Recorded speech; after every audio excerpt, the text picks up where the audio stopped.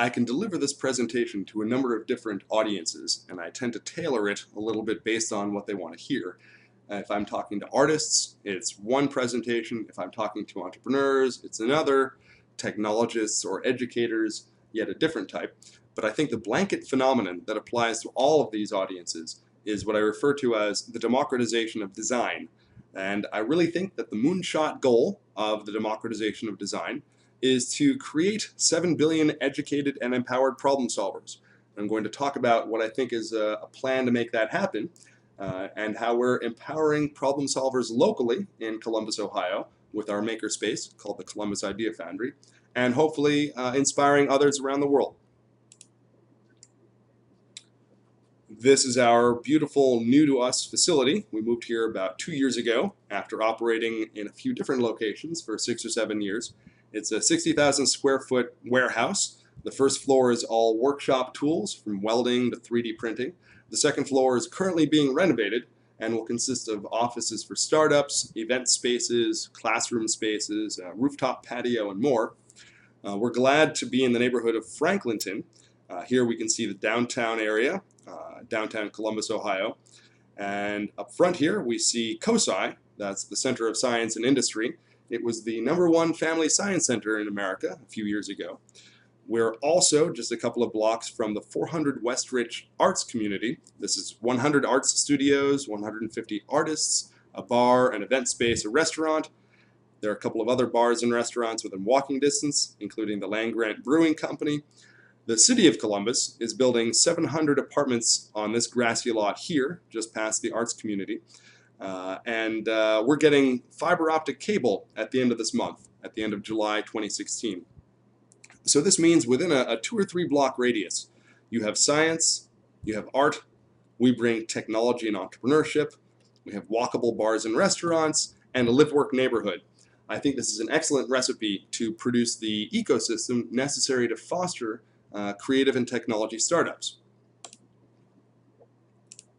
Now, the inspiration behind the Columbus Idea Foundry was my own geeky self. As a young kid, I was always deeply inspired by science fiction movies and books in which robots would do our bidding, machines could make nearly anything we wanted, and software was more than just a fancy calculator, but could actually free us up for ideation and take some of the heavy lifting out of mental busy work. I think people are very bad calculators, but we're great thinkers. And I think we're seeing a trend towards software that is in fact doing this, helping us to make decisions. So I wanted to usher in this new era of technology, jetpacks and flying cars and all that. Went to college and studied a whole bunch of disciplines, from computer science to electrical engineering to mechanical engineering and more, and pretty quickly realized that you can design nearly anything. You can design a space elevator, you can design an airplane with a mile-wide wingspan, or a skyscraper with a 10-mile tall reach, but you can't necessarily build all of these things.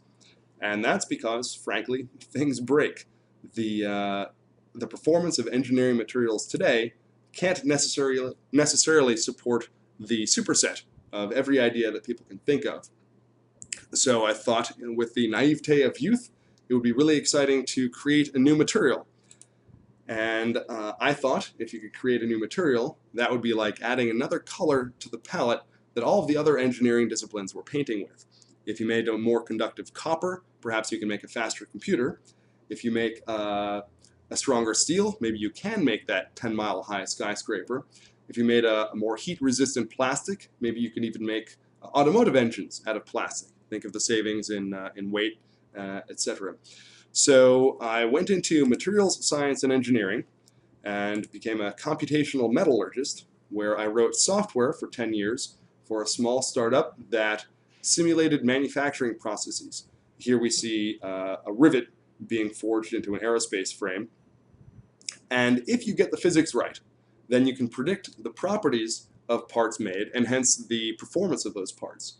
So you can design an entire either unit process for manufacturing or an entire process chain, tweak each knob and dial until you get the property that you want and the component performance that you want, and then you build your factory.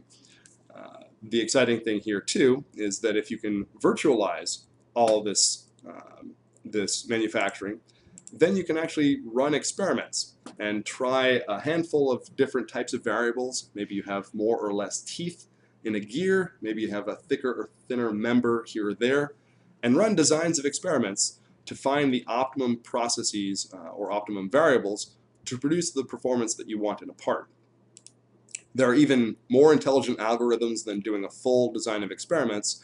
There are algorithms that will sense the direction of the gradient of the response surface and say, you know what, this route really doesn't look like it's going to be fruitful. Let's do a very coarse analysis there. Or this area does seem to be providing some real results. Let's do a finer, more granular resolution in that area.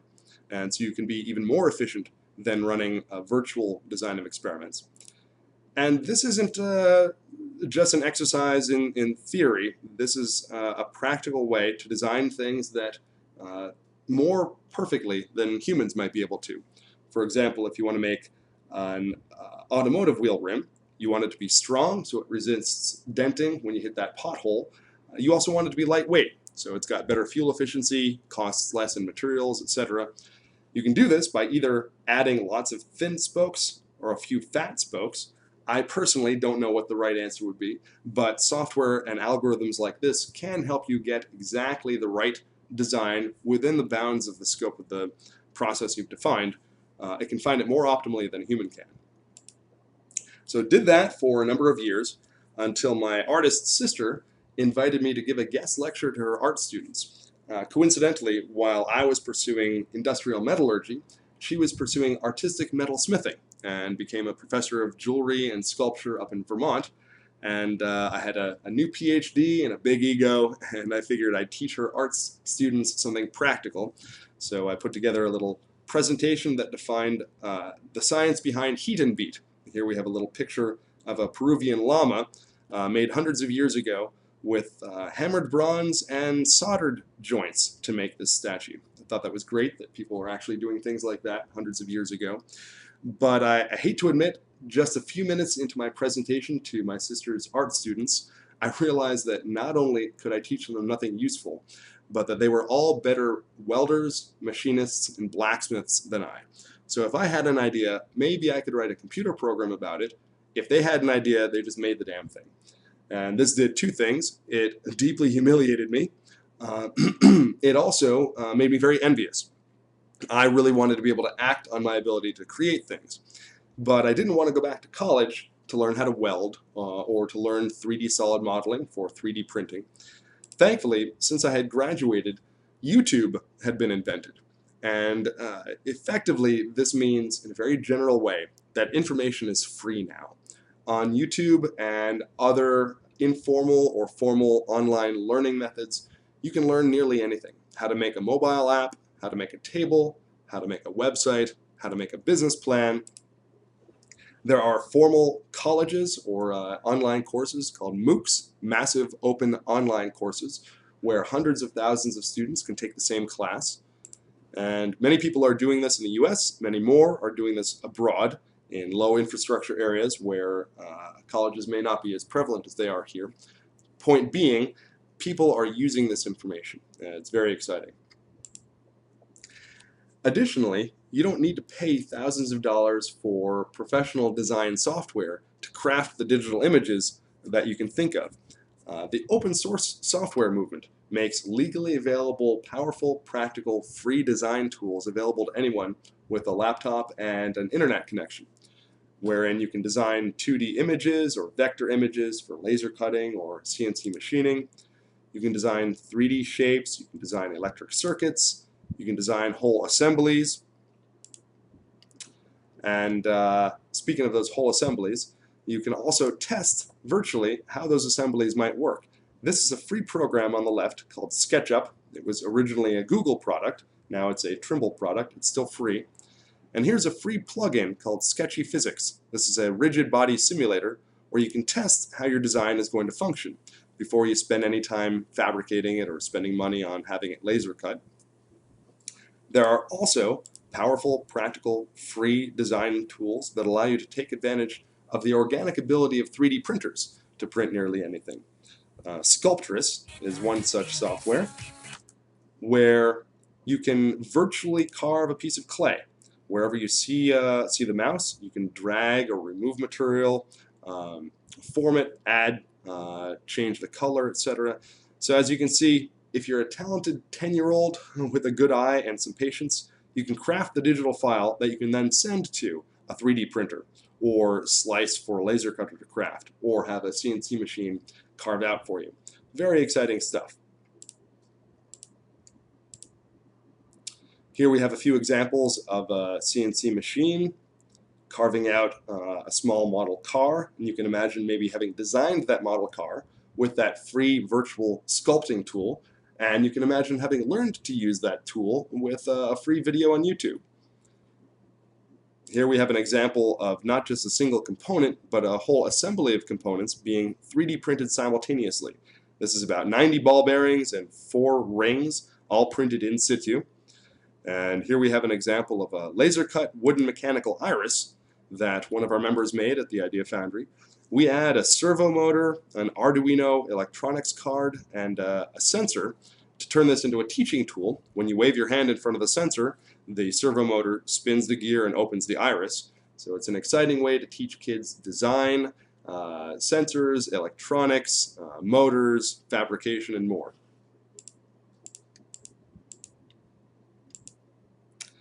The last phenomenon that I think brings into play the maker movement are innovations in financing, such as crowdfunding.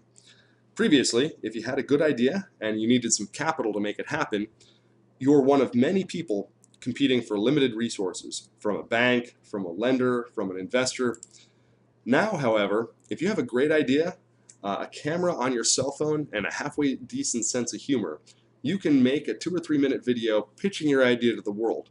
And I've been heartened to realize that the world actually likes to reward good ideas. We've seen billions raised across the world through crowdfunding. We've been involved in hundreds of thousands of dollars at the Idea Foundry being raised for multiple Kickstarter projects. So this culture works. So to sum up again, I think you have free education, online learning. We have free, powerful design software, thanks to the open source movement. We have digital prototyping resources like 3D printers, laser cutters, and computer-controlled milling machines. This means you don't have to do what my sister did, which was to apprentice for years before you could make something that someone else will value. If you can craft the digital file, these machines will make retail quality products that you can then show to lenders or investors or produce as Kickstarter backer awards. And then, of course, you do have innovations in financing. I say that we reside at the center of these 4 phenomena, and that the remaining bottleneck to taking an idea out of your head and holding it in your hand is access to these tools and a supportive community of talented and friendly people to help you turn the crank on this whole process once. And that's the heart of the Idea Foundry. That's what we do. We provide access to tools. We teach theory-light, practice-heavy classes on all of them, and then we sell memberships so people can come in and have 24/7 access to their own workshop to create their own art projects, their own retail products, their own inventions, and more. Like I said, we've been doing this since 2008, for about 8 years, here in Columbus, Ohio. We've moved 3 times. We're now one of the largest maker spaces in the world. We're one of the most active by multiple metrics, and I'd like to show off a few of the ideas that people have realized at the Idea Foundry. We have a drones company, Infinite Impact, that does high-def photography and videography. And this really helps to market our culture also. As an engineer and a meritocrat, I thought a good idea sells itself. I deeply underestimated how important marketing is. And we're glad to do a lot of that now.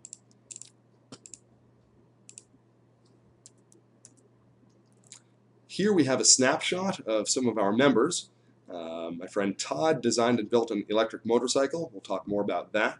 We have a design firm or 2 under our roof.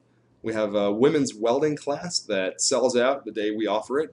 We have a Girl Scout troop that comes through and gets their product design merit badge on our laser cutter at the Idea Foundry. I'm really glad that the world is leveling up and creating things like product design merit badges for Girl Scouts. Make Magazine is the champion of this tech DIY culture.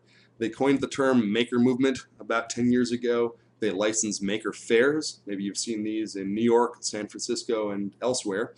And a few years ago, they ran a couple of competitions to see which city around the world can bring the most people under one roof to do things like 3D printing, electronics and programming, robotics. About 300 cities competed. I think that was probably half the global population of all the maker spaces in the world. You had cities from New York to San Francisco, London to Singapore. For giggles, the Idea Foundry tossed their hat in the ring, and nobody was more surprised than I was when Columbus, Ohio came in first in the world for 3D printing, first in the world for electronics and programming, first in the world for pyrotechnics, something we're awkwardly proud of, and second in the world for robotics. But I'd like to point out that the high school robotics team we sponsor, they came in first in the world in their own international competition, the First Tech Challenge, started by Dean Kamen. They beat out 3,000 other schools. The final was in Sydney, Australia. So I think this shows what happens when you give a talented community access to amazing tools and tell them to go play, to go be productive, to go make their ideas happen. A couple of those ideas follow right here. This is my friend Todd. He always wanted to design and build his own electric motorcycle, but like me, he grew up in a restaurant, and his background was woodworking. He was a carpentry framer for construction, but always enjoyed racing bikes and taught himself 2D and 3D design from resources on the web, learned all the electrics from forums and things like that, other enthusiasts and other professionals, welded up the frame in our shop, designed the chassis in 3D, and used one of our CNC machines, a 4-foot by 8-foot router table, to machine a foam mold that he used to pull carbon fiber composite over. So there's some real tech in here. He tested it at COSI. It ran great, and it actually spent a month in the Motorcycle Hall of Fame underneath a portrait of himself that had been painted by one of the artists at the local arts community. So really interesting collaboration between art and tech, and I think this is an example of a moonshot project achieved by someone who simply had passion and a great idea and access to tools to make that happen. Here we have a remarkable story. Battelle is the largest R&D nonprofit organization in the world. They're up the street from us in Columbus, and a few of their engineers had a side project. They wanted to apply their talent to compassionate technology. They wanted to see if they could help people solve their problems, and started a nonprofit R&D firm called One Lab. And somehow these farmers in Mali found them and explained that they'd been using an ancient mortar and pestle technique to separate the seed from chaff in their pearl millet. But unfortunately, that mortar and pestle technique crushes most of their grain, and they only get about a 30% yield once they've farmed it. So our friends used our workshop to build what's called a thresher. This is a way to use two rollers and to very well match the friction and pressure between rubber on one roller and expanded metal on the other to pull the chaff and to pull the seed out of their crop. They actually got a grant from the U.S. Department of Agriculture to go trial this thresher in Mali. Disassembled, it fits in a suitcase. And in fact, it tripled their crop yield of these farmers. So they were getting about 90% yield from it. This is a story where you have people with a problem, you have compassionate technologists who want to help that problem or help solve that problem. You have the shared resource model of a makerspace providing access to lots of tools and lowering the barrier to fabrication. And as a result, people's lives are materially better. Really exciting stuff. My friend Michael Cow, was a Honda engineer. He was responsible for the management of the design of the NSX supercar. But simultaneously, he ran his business part-time, like I did with the Idea Foundry while I was still an engineer. And he built a company called IC3D that sells not just 3D fused deposition modeling printers, but also sells the filament. He ran a crowdfunding campaign to buy a used plastic extrusion press to produce filament for the 3D printing industry. Before, when these machines became grassroots, they were using weed whacker filament, which had about the right chemistry, about the right geometry, but none of the right tolerances for dimension or for humidity or porosity. So his crowdfunding campaign actually made a company that now produces the best rated filament in the industry. Here, our friends Brooks and Jake of Knockout Concepts designed and built a 3D scanner. And they used that scanner to to scan my noggin. I was wearing Google Glass at the time. That's this little protrusion here. That's not a tumor. And we used the IC3D machine in the previous slide to print busts of myself. So this is a cute little kitschy thing where you can make 3D business cards, as it were. But you can also do much less kitschy things too. Gavin Brooks, is a sculptor at the 400 West Ridge Arts Community. He's also a welding instructor and a sculpting instructor at the Idea Foundry. He was commissioned by a nonprofit called A Kid Again to build this memorial statue of a boy named Gabriel. Now, A Kid Again gives tickets to families with children undergoing cancer treatment so they can go to places like amusement parks or science museums or movie theaters and have some fun and some relief. And Gavin built this amazing statue, and then he asked if we at the Idea Foundry could 3D scan it so that he could 3D print smaller versions of it so that his intellectual property doesn't just live forever as a beautiful statue at the Kings Island Amusement Park in Ohio, but rather he can 3D print smaller versions to gift to the nonprofit so the nonprofit can give those away to high donors to incentivize them and to reward them for contributing to the mission. So his IP is actually now a sustainable form of revenue for the nonprofit. But we at the Idea Foundry, we're a social enterprise. We're not a nonprofit. So we have to cover our bills, pay the utilities and the mortgage. So when he asked, I said, well, what's your timeline and what's your budget? He said his timeline was just 2 days. It was shipping on Sunday, and he had no budget for the scanning. So I called the Knockout Concepts folks, the people who made that 3D scanner, called them late at night on Friday, and they showed up early Saturday morning, scanned Gavin's statue. We made these beautiful 3D meshes, which you can either texture map and visualize digitally, or actually create smaller maquette versions of. So here, I think this is another fantastic example of a collaboration between art and technology with a socially forward mission. Really love this. I'm also glad that we have not just 3D printers and laser cutters under our roof, but good old-fashioned blacksmithing. I'm going to turn my volume on here, and we'll see a trip hammer, which is an air compressor-powered blacksmith's arm, helping our blacksmith forge a piece of steel into a sword.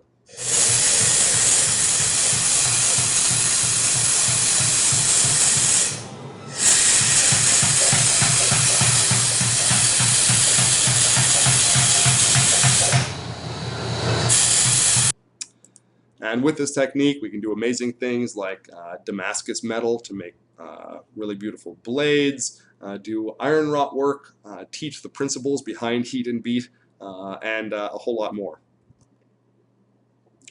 Speaking of marketing, when we had our ribbon cutting a couple of years ago, we invited the current mayor at the time, Mayor Michael Coleman, to cut our ribbon, but rather than the silk ribbon and oversized scissors, which is typical of most ribbon cuttings, we actually taught him how to plasma cut and had him torch through our metal ribbon. It's a lot of fun. This is, again, one of the aspects of marketing we're learning, how important that is to tell our story and evangelize this exciting culture. And because of this, TechCrunch gave us a bit of a bump out.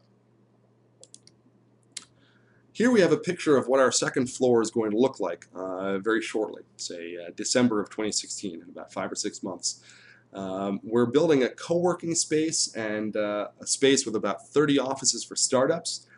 If you want to empower young people to create startups, you can't provide cubicle farms or an office park. You want a building with character. That's exposed brick, wooden beams, and that's exactly what our second floor looks like. And create a place people want to be.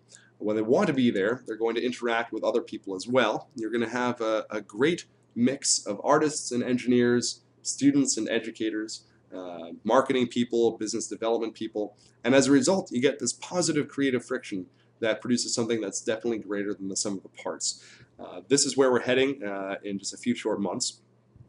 But I like to say we try to empower globally and inspire locally. And we're definitely hitting the mark when it comes to empowering locally. We have many hundred members, and are making an impact in the Columbus technology and creative startup scene. But I think there are millions more who would like access to these kinds of tools, this kind of culture, and I think there's a route to making that happen. In India, the average disposable monthly income for a family is about $35.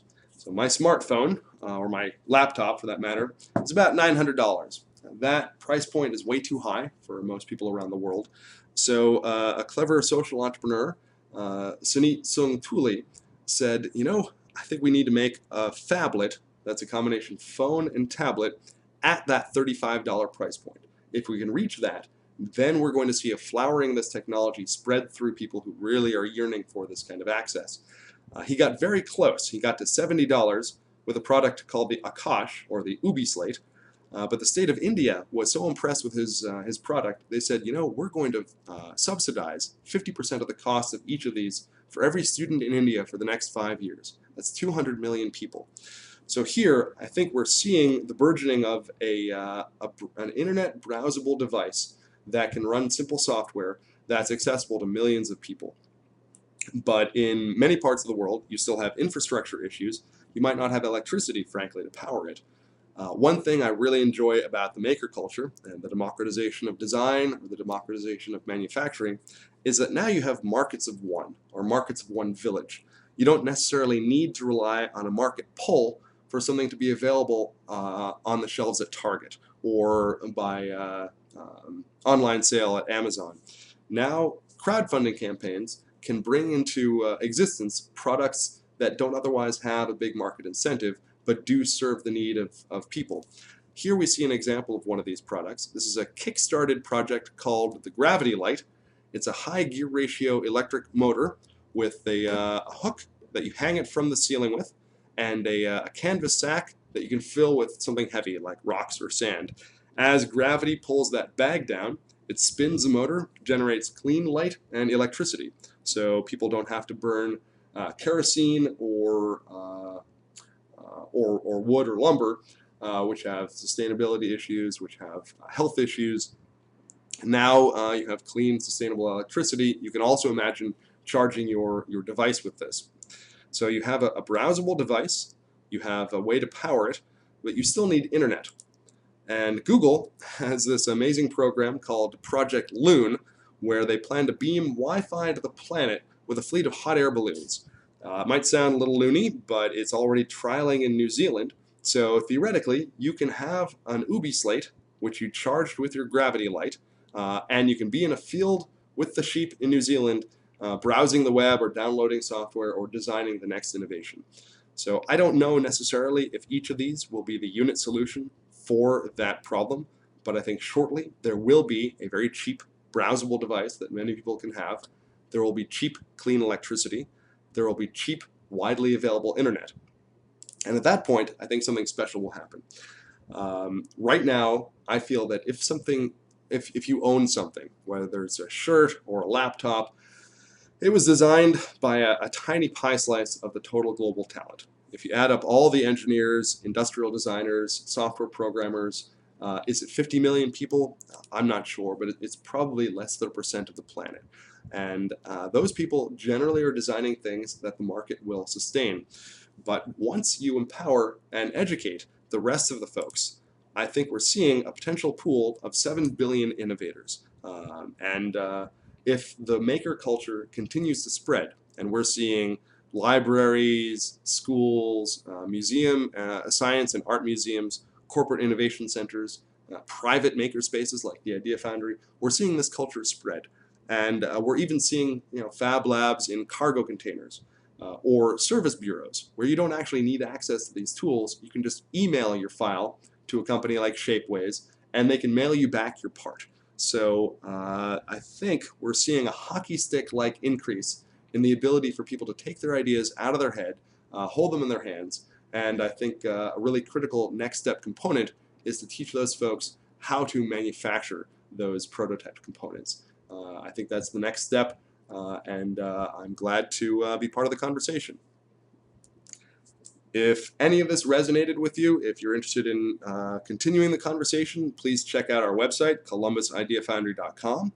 Check us out on Facebook or on Instagram, or check out my own blog, at Adventures of an Accidental Entrepreneur. It's also my name, Alexander Bandar, or feel free to email or call me. It's a really exciting time, and we're looking for more partners to make this happen. Thank you very much for listening.